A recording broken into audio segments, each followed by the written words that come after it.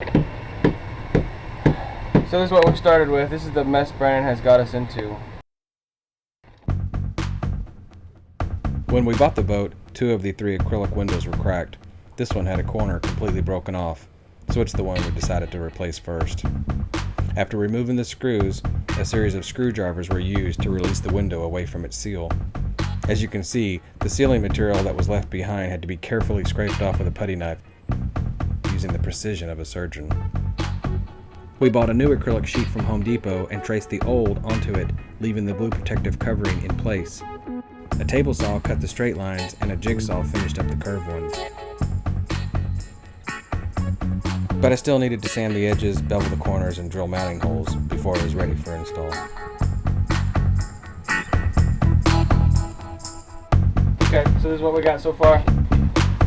The blue window. Next, a temporary install was needed so that I could trace the inside with an X-Acto knife.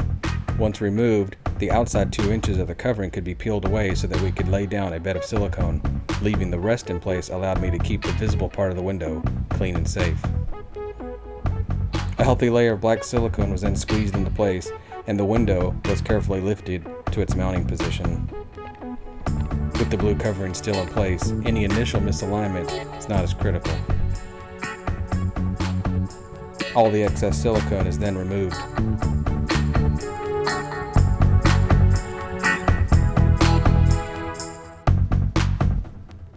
Afterward, the protective covering easily peels away to leave a completely undisturbed window.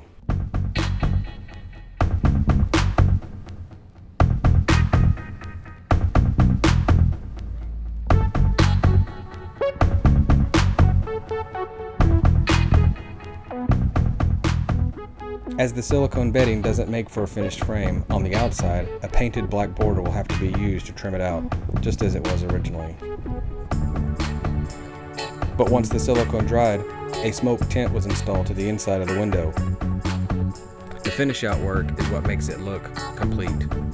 The day after I installed the tint, a black water-soluble silicone was applied to the inside of the window. It creates a tint job that's hard to tell is even there. And that's how I installed an acrylic window on my sailboat. Somehow. That'll be nice for the video. So what do we do, Brandon? He's sealing it. There you go. So that water doesn't get in it.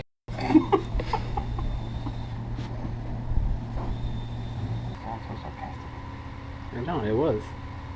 It'd have been a mess if we took it off. So, we'll check back.